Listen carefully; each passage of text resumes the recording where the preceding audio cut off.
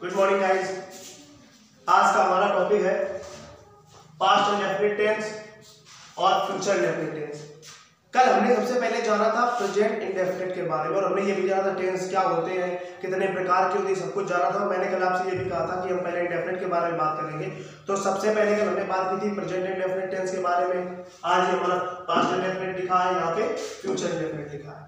आज हम इन दोनों के बारे में जानेंगे। हमने आपको सबसे पहले इंडेफिनिट इसलिए पढ़ा दिया क्योंकि अगर इंडेफिनिट हम एक साथ तीनों के लेके चलेंगे तो आपको समझने में आसानी होगी।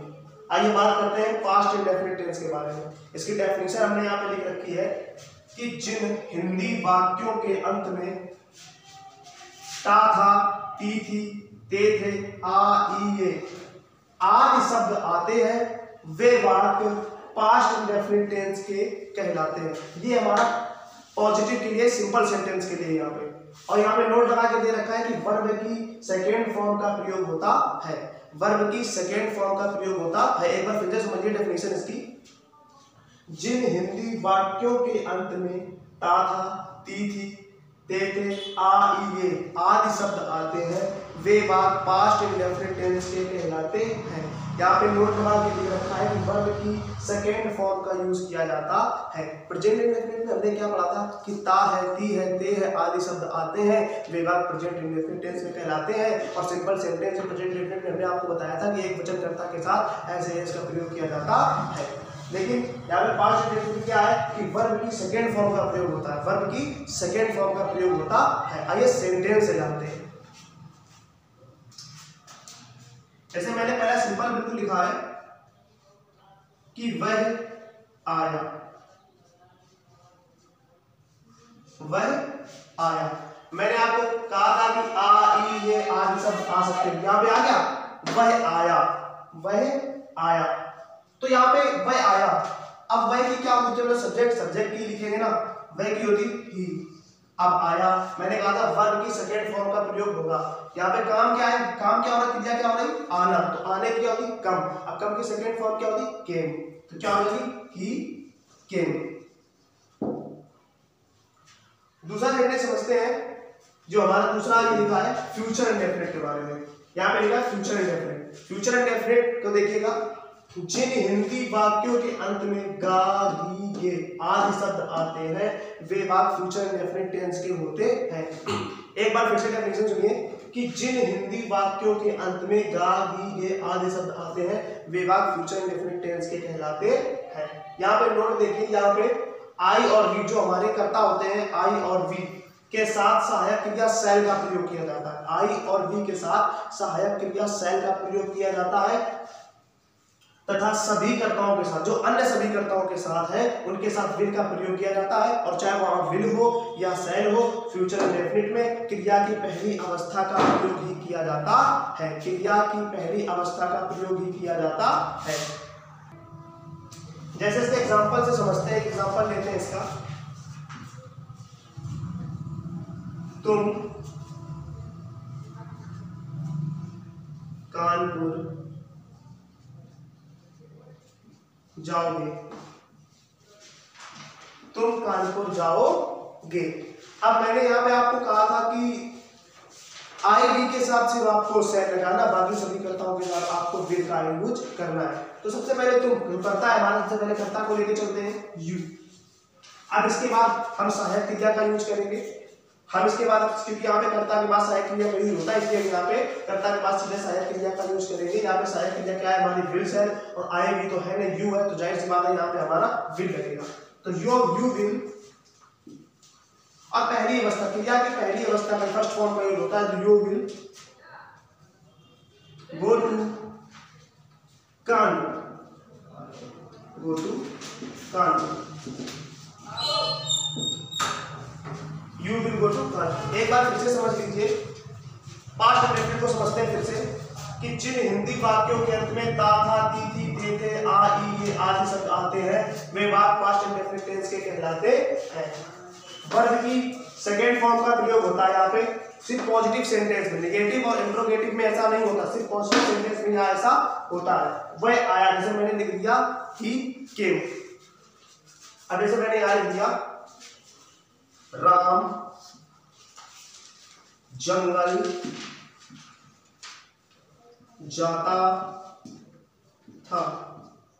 आप एक चीज बस याद रखिए, आपको जब सेंटेंस पहचानना है कि सेंटेंस किस वाक्य का है, तो आप ये याद रखिए,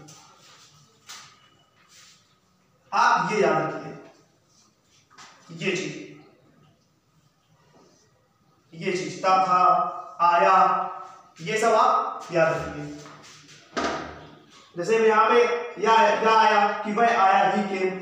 अब जैसे दूसरा लिखा हमने, राम जंगल जाता था। अब मैंने कहा था भी आ सकता है, तो यहाँ पे था आ गया, राम जंगल जाता था। ये हो गया हमारा पास्ट इंडेफिनिट का सेंस। आइए इसको बनाते हैं। सबसे पहले राम जो हमारा सब्जेक्ट है, जाता था, सिंपल सेंटेंस, बिल्कुल ना इंट्रोगेटिव ना नेगेटिव, तो इसके साथ हम क्रिया की दूसरी अवस्था का प्रयोग करेंगे। ता था, जाने की क्या होती है, जाने की क्या होती है, गो, तो गो के साथ हम दूसरी अवस्था का प्रयोग करेंगे, तो क्या होगा, went. Ram went to forest, Ram went to forest. अब ऐसे ही इसमें समझते हैं, जहां पे गा की के आगे शब्द आते हैं, यहाँ पे आई वी के साथ सहायक क्रिया, सहायक के साथ मुख्य क्रिया की फर्स्ट फॉर्म, अन्य सभी कर्ताओं के साथ विल के साथ क्रिया की फर्स्ट फॉर्म का उपयोग होता है। जैसे पहले सेंटेंस बताया था, अब दूसरा और एक देख लीजिए, आई वाला, आई और वी वाला देख लीजिए। यहाँ पे लिखा है, मैं तुम्हें बुलाऊंगा, मैं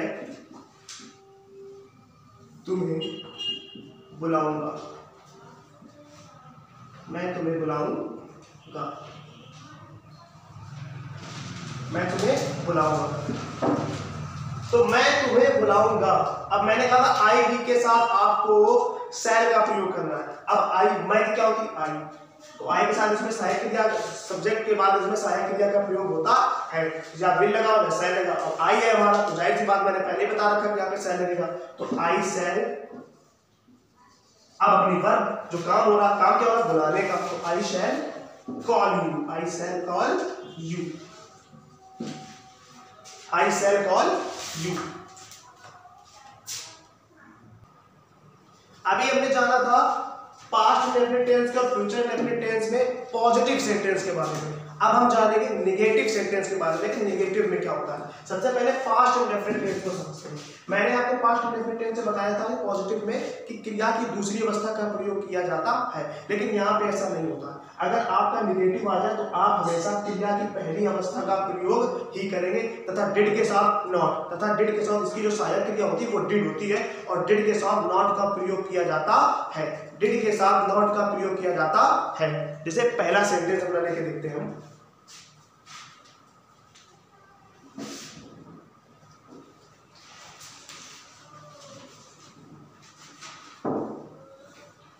तुम अपना काम नहीं करते थे। मैंने आपको जब डेफिनेशन बताई थी तो ये बताया था कि ता था, ती थी, ते थे, आ, ये आदि शब्द आते हैं।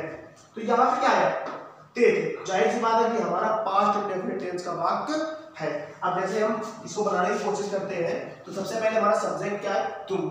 सबसे पहले तुम की लिखते हैं यहाँ पे यू। अब इसके बाद सहायक क्रिया का यूज होगा, क्योंकि जब सहायक क्रिया की होगी, जब सहायक क्रिया की आवश्यकता होती है, जब डिड नॉट, बिकॉज़ सबसे पहले सहायक क्रिया की बात होगी कि नहीं होगी। तो उसके बाद लिखते तुम अपना काम नहीं करते, यू, यू के बाद did not, you did not. अब करने की, अब हमारी क्रिया लगेगी, वर्ब लगेगी, तो करने की क्या होती, डू। अब डू की वैसे तो सेकेंड फॉर्म हम लगाते हैं अगर पॉजिटिव हो, लेकिन यहाँ पे मैंने आपको बता दिया कि पहली अवस्था का प्रयोग भी होगा। तो you did not do your work, you did not do your work, कि तुम अपना काम नहीं कर रहे थे, you did not do your work. अब इसमें लेते हैं फ्यूचर इंडेफिनिट टेंस में, नेगेटिव सेंस में। मैंने कहा कि जैसा हमने आपको बताया था कि आई वी के साथ शैल का तथा बाकी सभी कर्ताओं के साथ विल का प्रयोग किया जाता है, तो ऐसा नेगेटिव में भी है। अगर आई वी आता है तो ही आप शैल नॉट का प्रयोग करेंगे, बाकी सभी कर्ताओं के साथ विल नॉट का प्रयोग ही किया जाता है। जैसे एग्जांपल से देखते हैं, एग्जांपल नंबर पहला,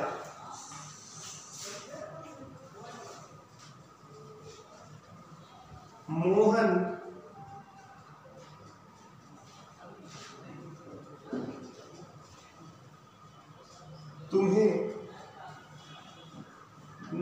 पीटेगा, मोहन तुम्हें नहीं पीटेगा। अब इसको देखते हैं। अब मोहन हमने कहा था सिर्फ आई वी के साथ सैन लगेगा, लेकिन आई वी दोनों नहीं है क्योंकि मोहन तो एक पर्टिकुलर नाम है। तो मोहन इसके साथ भी हमने ये बताया था बाकी सभी कर्ताओं के साथ विल का आई वी प्रयोग होगा, तो मोहन के साथ विल का प्रयोग होगा। मोहन विल, अब विल के साथ नॉट, मोहन विल नॉट। पीटने की क्या होती है? बीट। यहाँ पे चाहे नेगेटिव हो चाहे पॉजिटिव हो या इंटरोगेटिव हो, यहाँ पे पहली अवस्था का ही प्रयोग होगा, क्रिया की पहली अवस्था का ही प्रयोग किया जाएगा। तो Mohan will not beat you, Mohan will not beat you. अब एग्जाम्पल नंबर दूसरा देख लीजिए, जैसे लिख दिया हम बाजार जाएंगे, हम बाजार जाएंगे, तो हम बाजार नहीं जाएंगे, ये बिल्कुल निगेटिव कर रहे हैं, तो हम बाजार नहीं जाएंगे।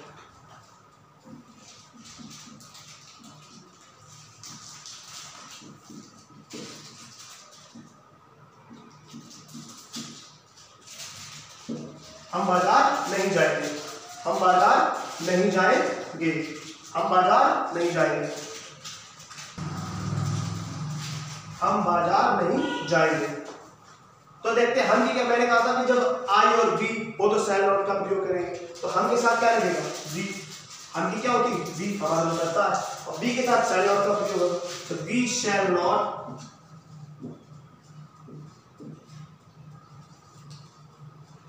गो टू मार्केट,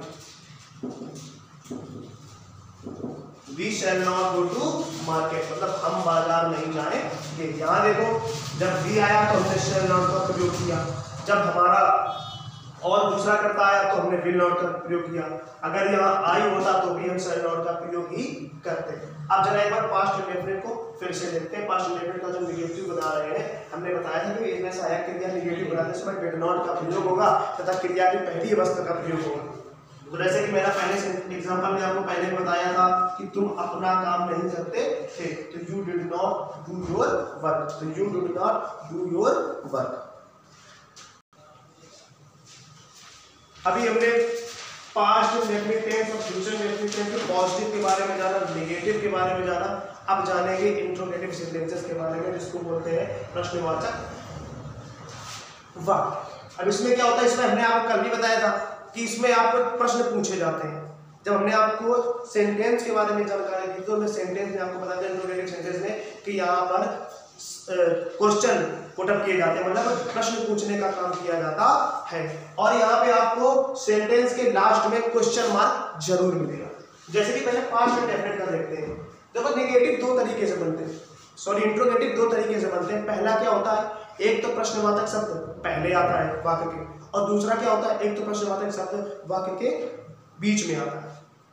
तो सबसे पहले जानेंगे कि जब प्रश्नवाचक शब्द पहले आता है तो क्या करते हैं, जब प्रश्नवाचक शब्द पहले आता है तो क्या करते हैं। तो सबसे पहले क्या करते हैं, सबसे पहले उस प्रश्नवाचक शब्द, सबसे पहले क्या करते हैं, जब प्रश्नवाचक शब्द पहले आता है तो सबसे पहले सहायक क्रिया को लिखते हैं। सबसे पहले हम सहायक क्रिया को लिखते हैं। तो देखिए क्या होता है इंट्रोगेटिव सेंटेंस में, जैसे यहाँ पे लिखा है क्या राम वहां गया था, क्या राम वहां गया था, तो सबसे पहले सहायक क्रिया did.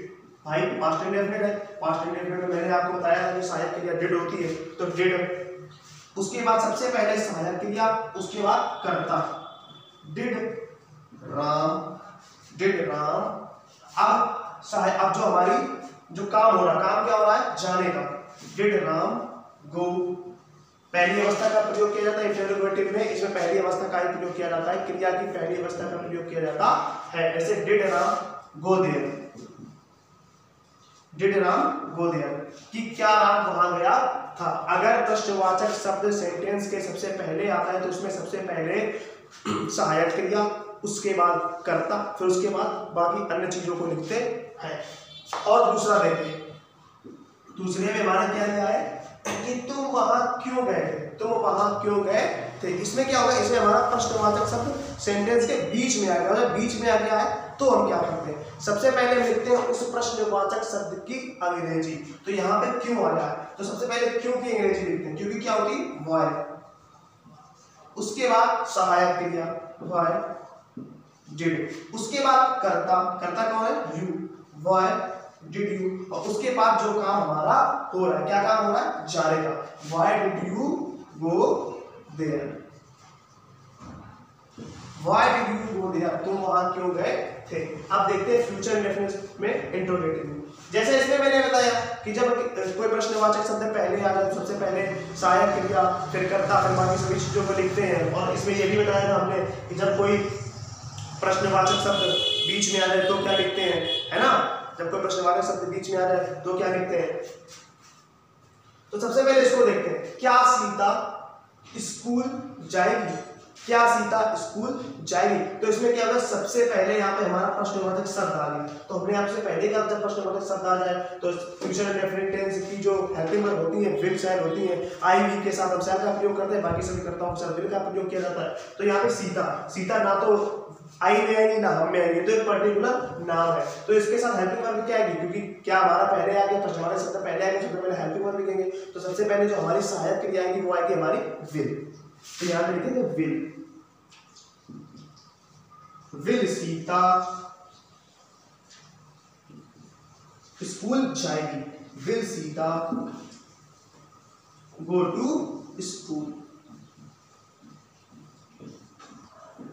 Will Sita go to school, की क्या सीता स्कूल जाएगी। अब यहां देखिए वह अब क्या खाएगा, यहाँ पे जो हमारा प्रश्नवाचक शब्द है वो आ गया बीच में। तो बीच में क्या होता है, सबसे पहले उस प्रश्नवाचक शब्द की अंग्रेजी, तो क्या व्हाट,